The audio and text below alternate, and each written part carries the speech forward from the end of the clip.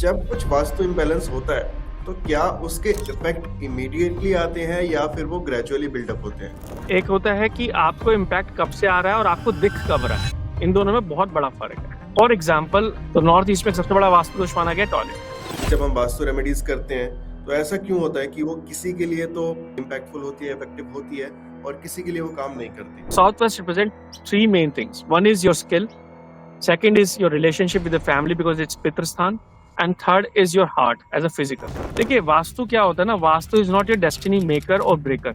Vastu is your destiny cushion. मैं वास्तु को destiny cushion बोलता हूँ। क्यों? क्योंकि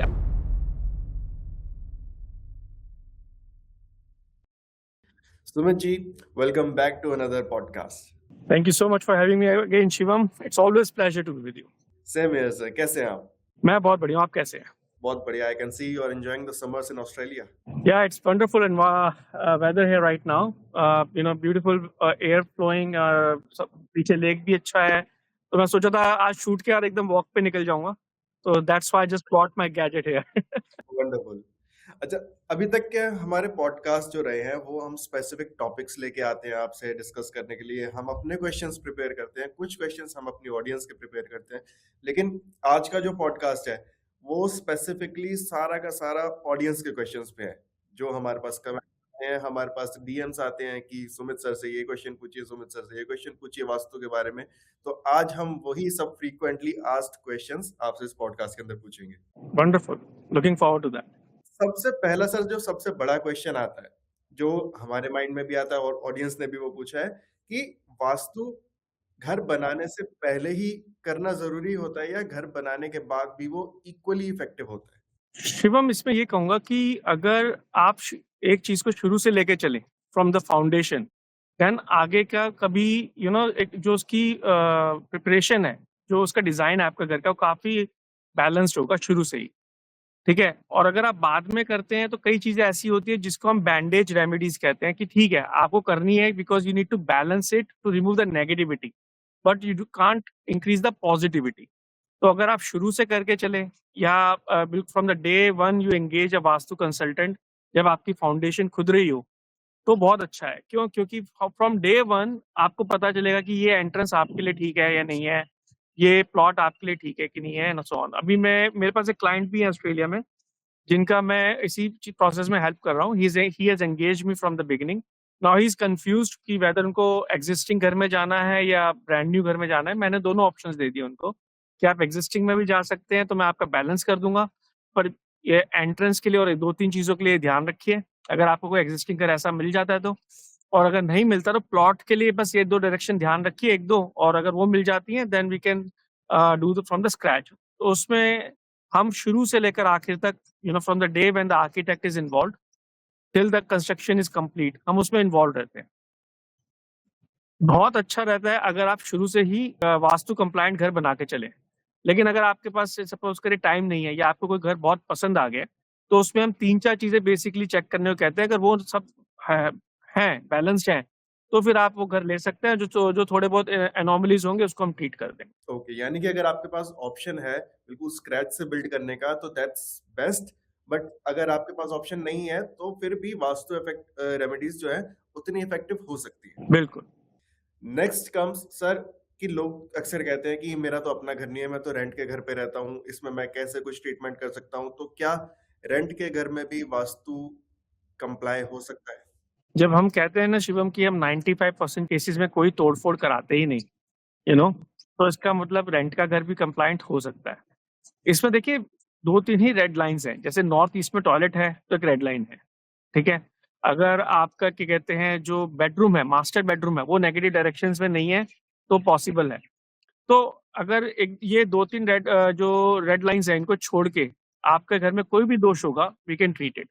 अब इसमें एक केस ये आ सकता है कि भाई आपका किचन रॉन्ग डायरेक्शन में है। अगर रॉन्ग डायरेक्शन में किचन होता है तो मोस्टली हम उसको ट्रीट करते हैं with bench top, changing the bench top और कलर जो स्टोन का होता है उससे। लेकिन अगर वो आप चेंज नहीं कर सकते क्योंकि आप रेंट के घर में हैं, तो फिर वहां पे अगेन हम कलर बैलेंसिंग इंट्रोड्यूस कर देते हैं, और layer of we put an extra stone, just a small stone on the top of existing bench top to balance it out, okay. Right. तो ये 2-3 चीज़ें थोड़ी एक्स्ट्रा एफर्ट्स रहती है। बाकी मोस्ट ऑफ द रेमेडीज़ हमारी जो हैं, उसमें कोई ऐसा एफर्ट नहीं है जो आप रेंट के घर में नहीं कर सकते। In fact, we do for vastu balancing for few people who are living in a rental home. In fact मैंने जो दुबई में केस किया था, वो रेंटल होम में ही रह रहे थे। हमने एक भी जगह तोड़-फोड़ नहीं कराई। सब जगह उनका पूरा का पूरा वास्तु बैलेंसिंग कराया and they are having good results already. Okay, but I personally believe कि अगर आप रेंट के घर में रह रहे हैं तो आपके पास ज्यादा ऑप्शंस है, क्योंकि अगर आपका घर वास्तु कंप्लायंट नहीं भी हो सकता तो you can easily change your home rather than अगर आपका कोई खुद का घर हो जिसमें ऐसे कोई इश्यूज हो। आप एक तरह से देखा जाए तो बिल्कुल सही कह रहे हैं, लेकिन पता है क्या होता है कि बच्चों का स्कूल, एक आपका क्या कहते हैं प्लेस ऑफ वर्क, उसके हिसाब से भी, और रेंटल आपको भी हर, आप जैसे सपोज करिए मार्केट में 100 रेंटल होम्स हैं, आप सबका 100 का वास्तु चेक तो नहीं कराते रहेंगे। It will cost you money every time you gonna do vastu check for those homes. So it's always better to get a home, just do the balancing of your existing home if there's not too many red lines. अब sir कुछ लोगों का question है कि क्योंकि जब हम वास्तु की बात करते हैं तो सबसे पहले दिमाग में सिर्फ और सिर्फ डायरेक्शंस आती हैं। एनर्जी फ्लो का कंसेप्ट बहुत ज्यादा लोगों को नहीं पता होता, जो टेक्निकली वास्तु में इन्वॉल्व है वो ही लोग समझते हैं।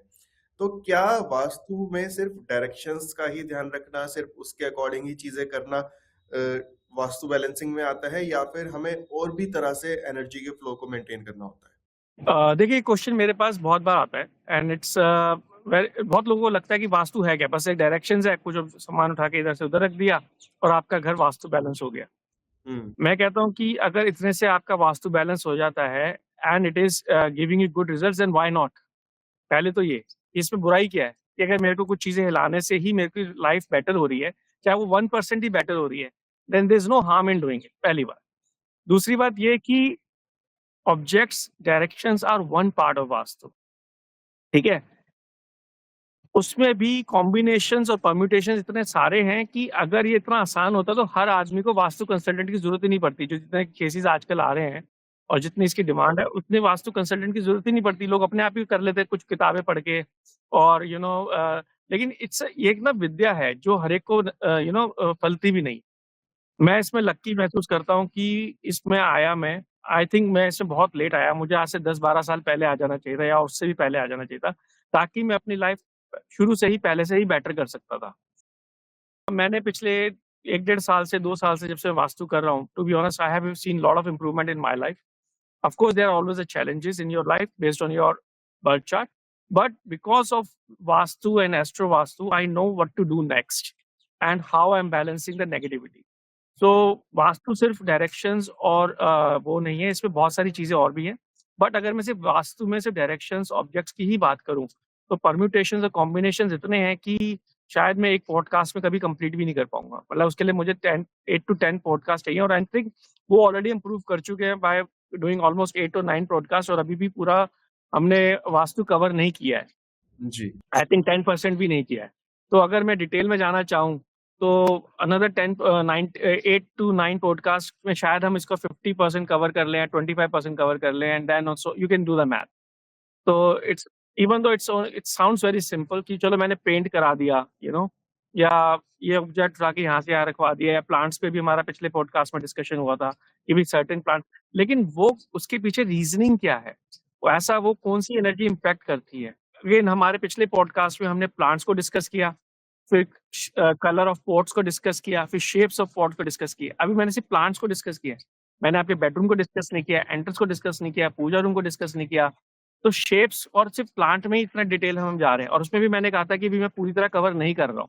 बिल्कुल। आप कह सकते हैं कि it's a deep subject and इसमें mostly directions, balance, element balancing और ऑब्जेक्ट मूवमेंट ही होती है, but it's permutation combinations are huge, and when we bring astro in it, it's very more deep than just that. Next जो हमारा question है वो मुझे काफी इंटरेस्टिंग लगा, क्योंकि जब लोग वास्तु करेक्शन की बात करते हैं तो यूजुअली यही पूछते हैं कि कितने दिन में हमें पॉजिटिव रिजल्ट्स मिलेंगे। बट इन्होंने पूछा है कि जब कुछ वास्तु इम्बैलेंस होता है तो क्या उसके इफेक्ट इमीडिएटली आते हैं या फिर वो ग्रेजुअली बिल्डअप होते हैं? देखो, कुछ एक होता है कि आपको इम्पैक्ट कब से आ रहा है और आपको दिख कब रहा है, इन दोनों में बहुत बड़ा फर्क है। फॉर एग्जाम्पल, सबसे बड़ा वास्तु दोष जो हमारे में कहा जाता है, वो कहता है नॉर्थ ईस्ट में इम्बैलेंस होना सबसे बड़ा वास्तु दोष माना जाता है, ठीक है। तो नॉर्थ ईस्ट में सबसे बड़ा वास्तु दोष माना गया टॉयलेट। अब अगर आजकल आप सपोज करिए आप एक घर में मूव हो जाते हैं जिसमें नॉर्थ ईस्ट में टॉयलेट है, चाहे आपने खरीदा हो या रेंट पे हो, और आप उसके अंदर चले गए, क्या आपको अगले दिन से इम्पैक्ट दिखना शुरू हो जाएगा? Even though it's one of the biggest imbalance इन वास्तु, ऐसा तो नहीं है। अब क्या आपको एक हफ्ते बाद महसूस होगा? पता नहीं। क्या आपको एक महीने बाद शुरू होगा? पता नहीं। उसके कई इम्प्लीकेशंस हो सकते हैं। आपको हो सकता है सर में दर्द होना शुरू हो सकता है आपको आपकी जो ब्रेन में एक फॉग कहते हैं ना, कि आपको कुछ भी ढंग से नहीं दिख रहा, कुछ भी आपको ढंग से महसूस नहीं हो रहा, या आप कुछ सोच नहीं पा रहे, तो एक वो भी इम्पैक्ट हो सकता है। One of the biggest negative impact of that vastu दोष की आपको एक क्रॉनिकल डिजीज हो जाते हैं लॉन्ग टर्म, ओके। जिसमें भी एक आता है। तो अगेन अब ये तो नहीं है कि कल आप मूव हो गए परसों हो गया। देखिए, आपकी बॉडी में चेंजेस आने शुरू होंगे, पर जब तक वो आपको दिखेगा उसमें कई साल निकल जाएंगे, 5 साल 4 साल। और जब वो कई बार वो स्टेज इतनी एक्सट्रीम हो जाती है, कई बार ट्रीटेबल नहीं होता, या आपको हैवी थेरेपीज में जाना पड़ता है। तो इसलिए ये कहना बड़ा मुश्किल है कि आपको इम्पैक्ट कब दिखेगा, हो कब से रहा है। मैं कह रहा हूँ जिस दिन आप घुस गए और अगर उसके अंदर कोई इम्बैलेंस है, तो आपको इम्पैक्ट होना शुरू हो जाएगा, अगर आप उसको उस जगह को अपना घर मान लेते हैं। ओके। सपोज करो मैंने एक प्रॉपर्टी ले ली, इन्वेस्टमेंट प्रॉपर्टी है, वो मैंने अभी रेंट पे नहीं चढ़ाई, पर वो मेरे नाम पे आ गई है। The day I it is on under my name, even though मैं वहां नहीं रह रहा, उसमें अगर कोई वास्तु इम्बैलेंस है, पॉजिटिव बैलेंस है, वो दोनों का इम्पैक्ट मेरे को उस दिन से मिलना शुरू हो जाएगा। अच्छा। हाँ, और ये मेरे पास कई रिजल्ट्स हैं ऐसे देखे हुए। लेकिन आपको महसूस तब होगा जब उस इम्पैक्ट की इंटेंसिटी इतनी होगी कि आपको कोई फिजिकल या फाइनेंशियल या मेंटल कोई चेंजेस महसूस होने शुरू होंगे। इम्पैक्ट होना शुरू हो गया है। भाई, गाड़ी में भी ब्रेक लगाते हैं तो गाड़ी एकदम टक्कर नहीं मारती, स्लो होती है, फिर जाके ब्रेक लगने लगते हैं, और उसके बाद जाके आपकी टक्कर लगती है। तो it is like that. The timing of the result would depend upon the implication that Nirdosh is going to throw at you. Okay. तो सर जब वास्तु दोष होते हैं, हर जगह एक सेट रूल है कि इस जगह अगर आप ये चीज करेंगे तो वास्तु दोष है, इस डायरेक्शन में अगर आप ऐसा करेंगे तो वास्तु दोष है। तो क्या ये वास्तु दोष हमेशा नेगेटिव होते हैं, या किसी के हॉरोस्कोप के बेस पे वो चीज पॉजिटिव रिजल्ट भी दे सकती है? कई बार पॉजिटिव रिजल्ट्स भी दे सकती है। मैं इसमें शायद बहुत पहले मैंने एक एग्जांपल दिया था, जो हमने अपनी ड्यूरिंग आवर एजुकेशन टाइम हमने केस स्टडी करी थी। उसमें ये था कि जनरली जैसे कहते हैं कि साउथ साउथ वेस्ट की डायरेक्शन में, एग्जांपल भी दे रहा हूँ आपको, कि जैसे साउथ साउथ वेस्ट डायरेक्शन जो है वो नेगेटिव है, डिस्पोजल की जोन है, उसकी अगर एंट्रेंस है तो आपको नेगेटिव देगी देगी। बट एक बिजनेसमैन था जिसको वो डायरेक्शन बहुत फल रही थी। अब उसका एस्ट्रो चार्ट तो नहीं था हमारे पास केस स्टडी में, बट वो क्यों फल रही थी? बिकॉज उसका काम ही डिस्पोजल का था, उसका बहुत बड़ा कबाड़ का बिजनेस था। तो क्या हुआ कि that was aligned with his business activity and which was helping him to flourish. Okay. So वहां पे कई बार नेगेटिव चीज पॉजिटिव करती है, कहते हैं negative negative makes positive. Right. So that was happening there. Secondly, कई बार ये आपके हॉरोस्कोप्स ऐसे होते हैं जिसमें कई बार नेगेटिव डायरेक्शन आपको पॉजिटिव देती है, because that negative direction is sitting in your positive house. But उसमें आपको दोनों इम्पैक्ट मिल सकते हैं, पॉजिटिव भी मिल सकता है, नेगेटिव भी मिल सकता है। मतलब they can go simultaneously also, ठीक है ना। तो वहां पे फिर हमें स्टडी करना पड़ता है कि ऐसा क्यों, तो वहां पे फिर हॉरोस्कोप की स्टडी थोड़ी करनी पड़ती है। अगर आपको पॉजिटिव इम्पैक्ट मिल रहा है, सपोज आप 2 साल से रह रहे हैं और आपको नेगेटिव इम्पैक्ट नहीं आ रहा, तो ठीक है, will not change it even though it is a negative side. But अगर आपको दोनों आ रहे हैं, तो विल से कि भाई आपके लिए इंपॉर्टेंट क्या है, और अगर आपको नेगेटिव आ रहा है तो definitely will try to cure it, balance it. ऐसा भी हो सकता है नेगेटिव और पॉजिटिव में कि किसी स्पेसिफिक रीजन की वजह से किसी को फाइनेंसेस में तो बहुत गेन मिल रहे हो, बट उनके हेल्थ पे इम्पैक्ट हो रहा हो, ऐसा भी होता है? ऐसा भी हो सकता है, और ऐसा होता हुआ देखा है हमने। तो हम सीधा पूछते हैं भाई आपके लिए इंपॉर्टेंट क्या है, तो हम क्या कहते हैं कि कहते हैं फाइनेंशियल है, तो हम उनको ऑप्शन देते हैं, देखिए अगर आप यहाँ की जगह यहाँ भी करेंगे तब भी आपको फाइनेंशियल गेन होंगे, एटलीस्ट आपकी हेल्थ सेव हो जाएगी। Right, right. तो इस तरह बैलेंस किया जा सकता है। एक क्वेश्चन है सर, घर में अगर मल्टीपल जैसे मेंबर्स रहते हैं और हर एक को अलग अलग इश्यूज फेस हो रहे हैं, तो उस टाइम पे कैसे जज किया जाता है कि प्रॉब्लम वास्तु की वजह से है या फिर एस्ट्रोलॉजी की वजह से? भाई उसी का एक उसका तो एक ही तरीका है, आपको दोनों स्टडी करने पड़ेंगे। आपको एस्ट्रो भी हर एक मेंबर की स्टडी करनी पड़ेगी, और आपको वास्तु भी पूरे घर का स्टडी करना पड़ेगा। इसलिए जब हम वास्तु करते हैं किसी फैमिली में, जैसे लेट्स से 5 मेंबर्स हैं, 6 मेंबर्स हैं, तो हम हर एक मेंबर के हिसाब से उसके बेडरूम और उसकी डायरेक्शन डिफाइन करते हैं कि भाई आपका बेडरूम ये बेटर है। अब जैसे कपल है, तो उसमें हम कोशिश करते हैं कि वो कॉमन डायरेक्शन निकाली जाए जिसके जो दोनों के लिए सूट करती हो। ऐसा तो नहीं कह सकते ना कि हस्बैंड अलग रूम में रहे और हम अलग रूम में रहें। तो हमारे लिए इंपॉर्टेंट है कि दोनों को पॉजिटिव एनर्जीज मिलती रहे। अब हो सकता है कि एक डायरेक्शन में एक को ज्यादा पॉजिटिव मिल रहा हो, दूसरे को कम पॉजिटिव मिल रहा हो, but at least there is a synergy in both of the their horoscope. So that what we have to find. बिना स्टडी करे ये नहीं कहा जा सकता कि ये आपको ये हॉरोस्कोप की वजह से पॉजिटिव है या नेगेटिव है या घर डायरेक्शन की वजह से। बट इसमें एक हिंट आपको दे देता हूँ। सपोज करिए कि जैसे मैंने पिछले क्वेश्चन में भी आपको कहा था कि अगर आपके लिए एक डायरेक्शन बहुत पॉजिटिव और नेगेटिव दे रही है, ठीक है, तो इसमें हॉरोस्कोप में भी ऐसा होता है। लेट्स से कि आपकी हॉरोस्कोप के हिसाब से वो डायरेक्शन नेगेटिव है, बट वो डायरेक्शन जेनेरिक वास्तु के हिसाब से पॉजिटिव है, तो आपको मिक्स रिजल्ट मिलेंगे। जो जेनेरिक डायरेक्शन है वो आपको अपने हिसाब से पॉजिटिव रिजल्ट देगी, क्योंकि उसको पॉजिटिविटी के लिए वो है, बट क्योंकि वो आपके नेगेटिव घर में है तो आपको उससे रिलेटेड वो चीजें भी मिलेंगी। ये मेरा अभी मेरा खुद का लाइफ एग्जाम्पल है। ओके। मैंने जब ये घर बुक किया था जिसमें मैं रह रहा हूँ, तो वो उस समय मुझे वास्तु नहीं पता था, तो हमने 3-4 साल पहले घर बुक कर दिया था। जब तक हम इस घर में शिफ्ट हुए, मैंने रियलाइज किया कि भी इसकी जो एंट्रेंस है वैसे तो बहुत पॉजिटिव है, पर वो मेरे हॉरोस्कोप के हिसाब से बहुत ज्यादा नेगेटिव है। अच्छा। हाँ, मेरे हॉरोस्कोप में वो डिक्टेट करती है 12th हाउस को। तो 12th हाउस होता है आपका एक्सपेंसेस का, इन्वेस्टमेंट का भी होता है, कैश आउटफ्लो का होता है, हॉस्पिटल का होता है, जेल का होता है। तो मुझे रियलाइज हुआ कि मुझे इसके लिए कुछ करना होगा, तो मैंने क्या करा, अपने छोटी सी एक SIP बांध ली। तो ऑटोमेटिकली मैंने अपनी इन्वेस्टमेंट एक्सपेंसेस बढ़ा दिए इन अ पॉजिटिव वे। मैंने उस डायरेक्शन को टेप से और कलर बैलेंसिंग से ट्रीट भी कर दिया, तो मुझे उसके नेगेटिव इम्पैक्ट आने थोड़े से कम हो गए। और जो नेगेटिव इम्पैक्ट आ भी रहे हैं, उसको मैंने पॉजिटिवली डायरेक्ट कर दिया कि भाई जहाँ पे मेरे को पता है कि एक्सपेंसेस होंगे, मैं ऑटोमेटिकली कर रहा हूँ। वो पर वहाँ कर रहा हूँ जहाँ मैं करना चाहता हूँ। तो मैंने डोनेशन देनी शुरू कर दी कैंसर इंस्टीट्यूशन को, छोटी-सी। तो एक पॉजिटिव काम हो रहा है, अपना कर्मा अच्छा कर रहा हूँ। और साथ में एक छोटी-सी SIP बाँधी। It's a very small amount, but it's helping me to manage my energies of that direction accordingly. Okay. तो मुझे उसके पॉजिटिव तो मिल रहे हैं, वो जो दिख रहा है मुझे, और मैं नेगेटिव मैनेज कर रहा हूँ। नाउ ये भी एक बहुत इंटरेस्टिंग क्वेश्चन है कि अगर कोई वास्तु रेमेडीज करा रहा है, एस्ट्रो वास्तु रेमेडीज करा रहा है, बट उनको बिलीव ही ना हो उस पे कि भाई ये काम करता भी है कि नहीं करता, तो क्या ये बिलीफ सिस्टम भी किसी के रिजल्ट्स को इम्पैक्ट कर सकता है? एक होता है प्लेसिबो इफेक्ट। जी।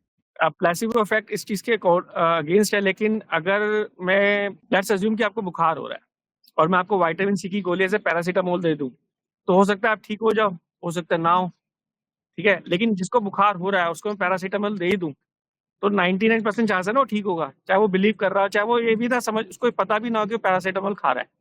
मतलब एक प्लेसिबो इफेक्ट के लिए मुझे बोलना पड़ रहा है कि तुम्हें पैरासीटामोल दे रहा हूँ, लेकिन जिसको बुखार है, without even telling him, we are giving him somehow in the food और समथिंग, तो वो तो ठीक होगा ही होगा ना, क्योंकि दवाई जा रही है। It is like that. भाई आप बिलीव करो ना करो, vastu energies are impacting you. आप नहीं करोगे तो उसका मतलब ये थोड़ी है कि आपका नेगेटिव या पॉजिटिव इम्पैक्ट आना बंद हो जाएगा। अब बहुत सारे लोग नहीं बिलीव करते, उसके पीछे उनका नर्चरिंग भी होती है, एजुकेशन बैकग्राउंड भी होता है कि भाई हमें इन चीजों में नहीं बिलीव करना, विच इज ऑलराइट। लेकिन जिनका समय बहुत अच्छा चल रहा है, सपोज करिए मेरी मेरी कुंडली बहुत स्ट्रांग है, मेरा समय अच्छा चल रहा है, हम्म। अब आप क्या देखेंगे कि मैं बिलीव ही नहीं करूंगा क्योंकि मेरा सब कुछ अच्छा चल रहा है। भाई मैंने तो आज तक कराया नहीं, मुझे क्या जरूरत है, लोग पता नहीं क्यों लगे रहते हैं। लेकिन जब आप कई बार उनके घर पे जाके देखोगे ना, यू विल बी शॉक्ड, उनकी 90% चीजें वास्तु कंप्लाइंट होती हैं, और जो इम्पोर्टेंट चीजें हैं वो तो जरूर होती हैं, जिसके अंदर आपका entrance, bedroom location and toilet placements आता है। मेरे एक बहुत अच्छे मित्र हैं यहाँ पे, उन्होंने बहुत साल पहले मेरे साथ 2 साल पहले, 1.5 साल पहले मेरे साथ वास्तु सीखा था। तो उनका घर मैंने देखा, वो बहुत अच्छा बिजनेसमैन है यहाँ, उन्होंने ऐसी हॉबी के लिए सीखा था और उनको कोई प्रॉब्लम भी नहीं थी। तो जब हमने बोला यार आप क्यों सीख रहे हो, कहते यार ऐसे ही। तो मैंने कहा एक बार अपना घर का वास्तु करा करके देखते हैं, आपका क्या कोई दिक्कत तो नहीं है। उनकी 90% चीजें सही थी, 90%। उन्होंने आज तक वास्तु नहीं कराया था। हम्म। एक बहुत बड़े बिजनेसमैन है यहाँ, इंडियन है, he runs a big finance company. तो मैंने ऐसे उनका एड्रेस मांगा और मैंने जस्ट उनका ऊपर से गूगल अर्थ से उनका घर वर लिया और एंट्रेंस निकाली। उनकी entrance was one of the most positive entrance. अभी मेरे पास चार्ट भी नहीं है। ऐसे ही मेरे कुछ फ्रेंड्स हैं, उनके उनका सोशल सर्कल बहुत अच्छा है और वो ऑटोमेटिकली ईस्ट में सो रहे हैं, राइट। तो कहने का मतलब ये है कि if your stars are good, you will be having a vastu compliant homes, by because that is you can not be bigger than universe. Universe ने बोला है भाई तुम्हारा टाइम अच्छा है, तुम जिस दिन आपका समय खराब होगा ना, ठीक है, उस दिन आप ऑटोमेटिकली कोई ऐसा डिसीजन ले लोगे घर का, इन्वेस्टमेंट का, या जो आपको नेगेटिव इम्पैक्ट करेगा। अब सपोज करिए आपका समय खराब है हम्म। और आप एज ए वास्तु कंसल्टेंट किसी को भी हायर करते हो, तो कहीं ना कहीं वास्तु कंसल्टेंट से भी गलती हो सकती है कि वो सारी बैलेंसिंग में एक चीज भूल जाएगा। उसको 6 महीने बाद, 3 महीने बाद रियलाइज होगा, अरे यार वो चीज शायद चेंज करके दे सकते हैं, राइट। क्योंकि हो सकता है 3 महीने बाद आपकी कोई दशा चेंज हो रही हो। ओके। इसलिए मैं अपनी सर्विसेज़ 6 महीने तक देता हूँ। मैं ऐसा नहीं करता कि भई आपने आज मुझसे वास्तु कराया और कल आप दोबारा आएँगे तो दोबारा नहीं। आप मेरे से एक बार जुड़े हैं तो 6 महीने तक मैं आपसे कोई चार्जेज़ दोबारा नहीं लेते।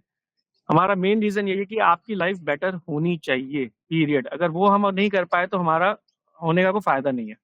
ये हम तो नहीं कह सकते कि होगी, बट हम अपनी तरफ से पूरी कोशिश करते हैं। क्योंकि एक बार वास्तु बैलेंसिंग के बाद हम 3 महीने तक ऑब्ज़र्व करते हैं। भई कितनी प्रॉब्लम सॉल्व हुई? तो आपने 10 प्रॉब्लम बताई, 10 में से कितनी प्रॉब्लम सॉल्व हुई? हुँ। अगर उसमें कोई प्रॉब्लम रह जाती है तो हम 3 महीने बाद दोबारा रिवाइज़ करते हैं। अब एग्ज़ाम्पल दे रहा हूँ मैं, मैंने जो one of the first client थे मेरे सिडनी में, उनके यहाँ 3-4 मेजर प्रॉब्लम थी। एक हेल्थ थी, उनकी हेल्थ प्रॉब्लम चल रही थी। एक उनको कैश फ्लो प्रॉब्लम बहुत ज़्यादा चल रहा था जिसकी वज़ह से उन्होंने बोला कि मैं कराता हूँ। एक उनके अपने बच्चों के साथ स्पेशली बेटे के साथ रिलेशनशिप बहुत अच्छा नहीं चल रहा था, ओके। ठीक है? अब जब हमने वास्तु कंप्लायंस की उनकी, तो हेल्थ में उनको इमीडिएटली बेनिफिट दिखा। मतलब विदिन अ मंथ जब मैं उनसे दोबारा मिला तो उन्होंने कहा मेरे पेट में कोई प्रॉब्लम नहीं है, एवरीथिंग इज़ फाइन। वेल्थ में उन्होंने मुझे बताया कि जब उन्होंने कुछ चेंजेस किए तो विदिन अ वीक उनको कोई लेंडर ऐसा मिल गया जिसने उनको कैश दे दिया, कैश फ्लो लोन दे दिया, जो पहले उनको नहीं मिल रहा था, व्हिच वाज़ आल्सो गुड। सो 2 चीज़ें सॉल्व हो गई। तो ये इनके रिजल्ट्स तो इमीडिएटली मिल गए। लेकिन उनके जो बच्चों के साथ प्रॉब्लम थी, उन्होंने मुझे 8 महीने बाद बताया कि finally now his son is getting more aligned with him. ठीक है? तो रिजल्ट्स आने में 8 महीने भी लग गए, लेकिन हमारा टारगेट ये होता है कि रिजल्ट्स मिलने चाहिए। अगर कोई चीज़ नहीं चल रही तो हम दोबारा चेक करते हैं, go back to the books, go back to their astro chart, भई क्या चीज़ मिस हो गई है। पर यही कहते हैं कि देखिए एवरेज 1 हफ्ते से 2 या 3 महीने हैं, लेकिन किसी-किसी रिजल्ट में 6 महीने भी लग रहे थे। मेरे खुद के घर में मैंने अपने ब्रदर के लिए एक ट्रीटमेंट किया था और उसका रिजल्ट मुझे मिला है अप्रैल ऑलमोस्ट 8 महीने बाद, लेकिन मिला है, जिसका 10 साल से कोई रिजल्ट नहीं था। अच्छा। हाँ, तो अब वो क्या प्रॉब्लम थी वो तो मैं नहीं बताऊँगा, बट कहने का मतलब ये है कि it takes time because energies are there which has to be compiled accordingly. Okay. तो इसको रिवर्स प्लेसिबो इफेक्ट कह सकते हैं कि आप मानो या ना मानो, है तो सही। आप मानो नहीं मानो डज़न्ट मैटर। देखिए आपको अगर बीमारी है, तो आपको पहले तो रिकॉग्नाइज़ करना है कि मुझे प्रॉब्लम है और दूसरा ये रिकॉग्नाइज़ करना है कि उसका प्रॉब्लम है तो ट्रीटमेंट तो तभी दिया जाएगा ना, बस वो उतनी सी बात। नाउ एक और क्वेश्चन आता है, क्योंकि जब हम कोई टूल्स यूज करते हैं, रेमेडियल टूल्स यूज करते हैं, जैसे कि यंत्र हो गया, पिरामिड हो गया, तो क्या ये सब चीजें एक्चुअली इफेक्टिव होती हैं, काम करती हैं वास्तु में? बिल्कुल करती हैं, उनका अगर सही तरीके से यूज़ किया जाए। अगर गलत तरीके से यूज़ किया जाए तो ये नेगेटिव इम्पैक्ट भी बहुत देती है। शुरू में एक वो लाइफ केस स्टडी आपको बताई थी जिसके अंदर क्या हुआ था कि एक फैक्ट्री ओनर थे, उनका बिज़नेस बहुत अच्छा चल रहा था और उनको वास्तु वास्तु में कोई बिलीव नहीं था। उनके फ्रेंड ने वास्तु कोर्स किया, उसने बोला पहले अपने फ्रेंड को ही मैं टारगेट करता हूँ।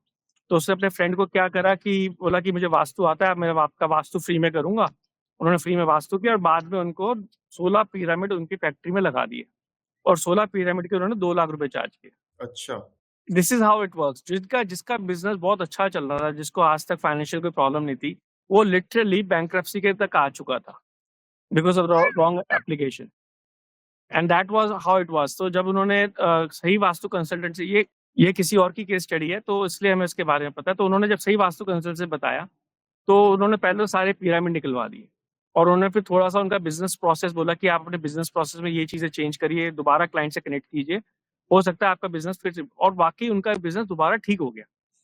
तो जब हमारे पास या ऐसा कोई केस आता है ना, तो हम कभी इसलिए बोलते हैं कि आपको वास्तु कराना क्यों है? देखिए टारगेट ये नहीं होता कि आपके क्लाइंट्स आपके लिए घास नहीं हो सकते ना, क्योंकि वो किसी का जीवन है, किसी की लाइवलीहुड है, किसी की लाइफ बहुत रिलेशनशिप्स है, बहुत मैटर करता है।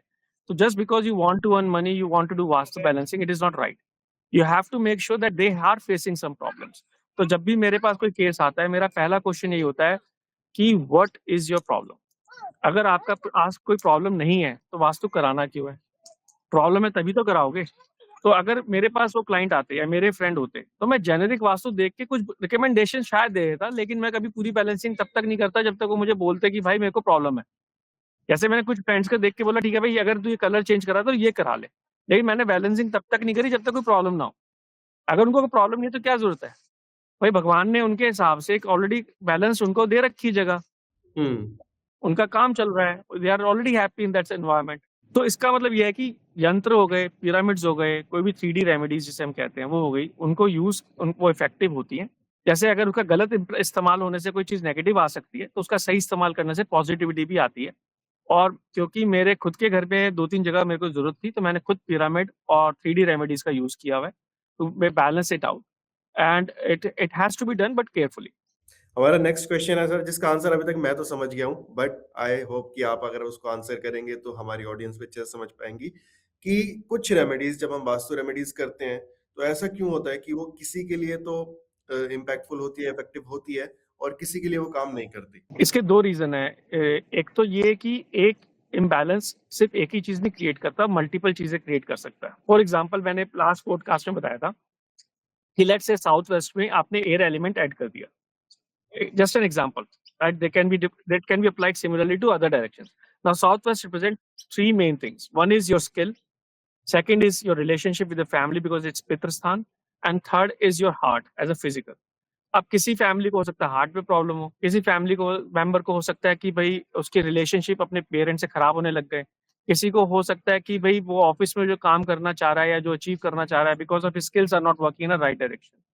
ठीक है, हो सकता है किसी की पत्री ऐसी हो कि उसकी दशा अभी इतनी अच्छी हो कि उसको इम्पैक्ट मिनिमम आ रहा हो। ठीक है, जब दशा खराब होगी तो इम्पैक्ट बहुत ज्यादा खराब आएगा। तो ये वाली चीज हो जाती है। देखिए वास्तु क्या होता है ना, vastu is not your destiny maker और breaker, vastu is your destiny cushion. मैं वास्तु को डेस्टिनी कुशन बोलता हूँ। क्यों? क्योंकि अगर आपकी डेस्टिनी बहुत अच्छी है और आपका वास्तु बैलेंस अच्छा है और आपके लेट्स से दशा, करंट दशा आपके लिए पॉजिटिव है, तो आप बहुत अच्छा फ्लरिश करेंगे।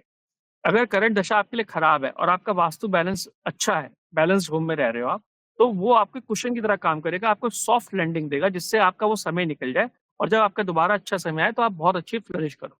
यही चीज आप उल्टी कर दीजिए नेगेटिव वास्तु में। सपोज करिए आपका वास्तु नेगेटिव है और आपका बहुत अच्छा समय है, तो आप उस अच्छे समय को एंजॉय करके तो निकाल लोगे, लेकिन जितना आप ग्रो कर सकते थे उतना आप कर नहीं पाए। ये आपको महसूस भी नहीं हुआ क्योंकि आपका समय बहुत अच्छा था।